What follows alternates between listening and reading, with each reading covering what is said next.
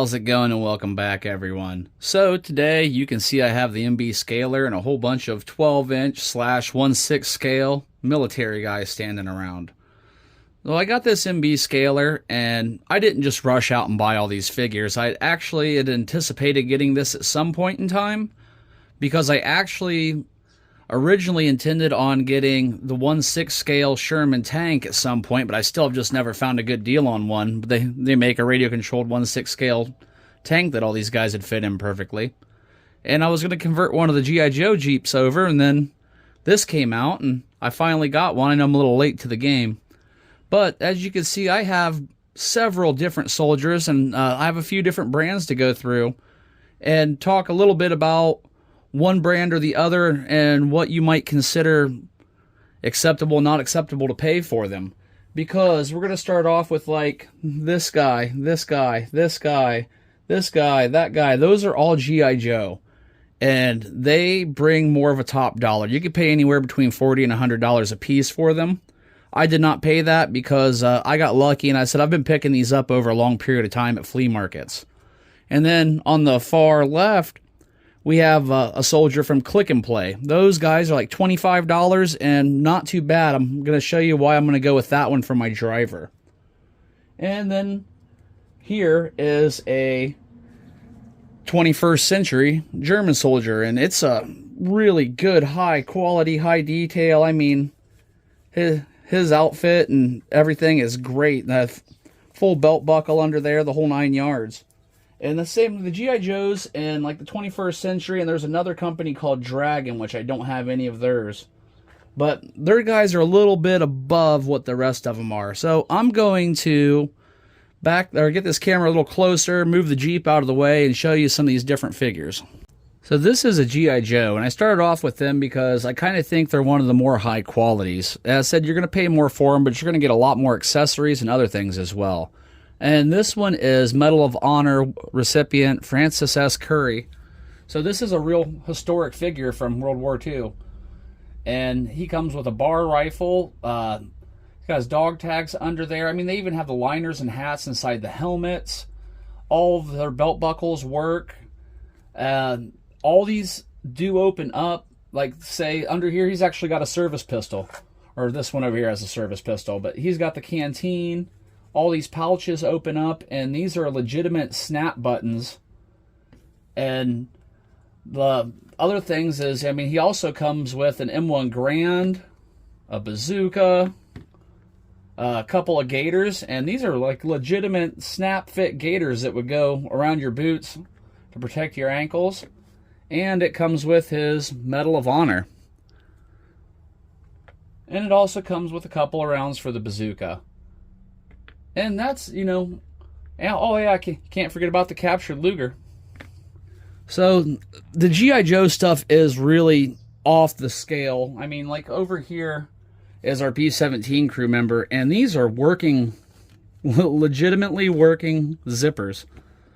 All the buckles and everything work on the cases, and you got your aviator goggles and everything. And like he even comes with, you know, all of his cold weather gloves.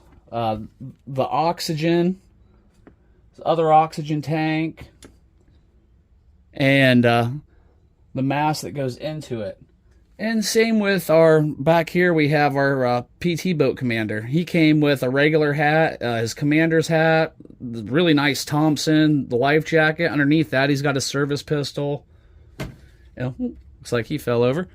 And I mean, he even comes with a K-bar, and that goes right on the belt too. Well, we should move Francis out of the way here. And I will get to the more affordable.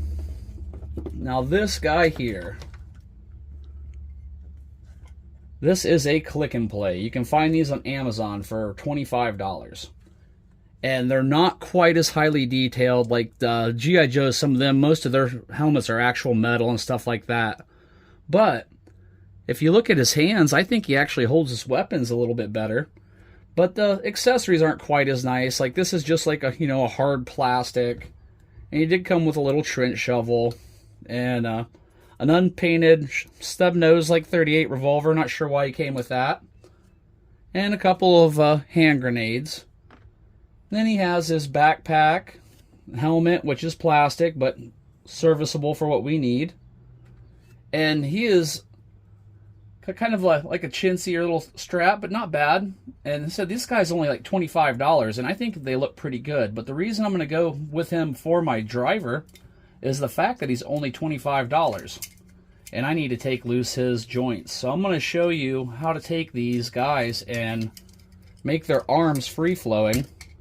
So when you're driving, because what happens is you get this guy in your MB Scaler, and you know it has a servo, it moves your steering wheel. These arms are so stiff, you end up burning your servo out. So what you've got to do is you got to disconnect these joints and make different joints so the arm flows freely. So I'm going to get him positioned and get the stuff I need and show you how to do that. So we're set up and ready. You're going to need some of these little hooks right here. Now, these hooks come in various different sizes. You can have some of them that are already hooked together, and you just have to split them open and then put them back together with a pair of pliers and hook them like I did with this. And the reason we want to use these is they are completely full range motion, so when you put his arm back in the sleeve, it's going to allow for a whole lot of movement, and you're still not going to be able to tell that we've replaced the joints because the sleeve's going to cover it all up. And you can find these at pretty much any local department store or hardware store. Well, the first thing you're going to have to do is cut the joints. So I'm going to cut them here and here and here, and I'll probably take a little bit off of this as well to kind of make up for the room. And then we've got to drill holes and put them in. So let me start off with the cutting. Well, there he is. I was going to do the cutting on camera, but it was so difficult to try to hold it because there's just so many joints that wants to roll around and move on you. So I did that off camera, obviously. And then all I did from there is drill a hole in on each end. And when you're doing this, you're going to have to be kind of careful because these are a bunch of rotating, moving parts. So you're going to have to end up removing, I said you need to remove quite a bit anyway so you get the links right. But this is the amount of leftover plastic. So you can see it takes quite a bit. And this is a harder plastic than the G.I. Joes. So it's going to take a saw or a Dremel tool. But after you do it, you're wanting to locate your top hook as close to the top of the shoulder as possible. I went in a little bit because I didn't want to put it in the body crack where they sealed the two halves together. And that way when you put the shirt back on, it'll still be the same width as the shoulders. And if you do this properly, as you can see, he can still hold his weapon just like he should. Now, when I take that arm loose, it is just a free-floating mess. But once you get it put in position, it holds and holds pretty decent. So once his shirt's on, you're not going to be able to really even tell that those joints are even put on there. So let me get him in the vehicle, and I'll show you how it all works. Here he is, shirt all back on, hand on the steering wheel, other hand on the shifter. He fits in there nice and snug, and you can see he's got a little bit of room between that and the steering wheel, so it's not hitting his lap, and his feet press right up on the floorboard where they should be, where the pedals are. So, I mean, this guy's in there pretty good. You're probably not going to need anything to really hold him in place. If you did, maybe just like a little elastic band, something that would either look like a seat belt, even though they didn't really use those, or well, like what I did with the hand here. This is a very, I don't know if you can even see it or not. It's a very, very, I'll zoom in, thin piece of clear rubber band. And I put that on his hand so that it would stay attached to the steering wheel. And here we go.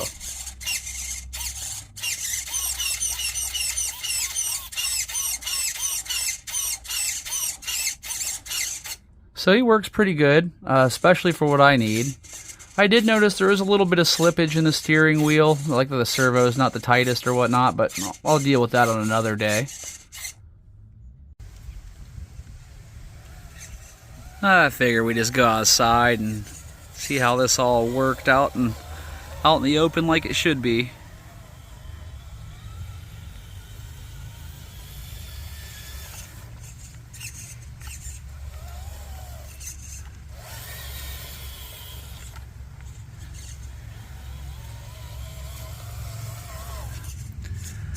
So there you have it. It's an example of a bunch of different figures you can use, and the one I decided to go with just because I don't mind cutting up a $24 figure. I'll also leave a link for the click and play guy, the one I used as a driver. He's about the only one that's always in stock and pretty easy to get a hold of. So thanks for watching, everybody. I hope you found this useful. And I hope you have a great day, and I hope to catch you on the next video. See ya.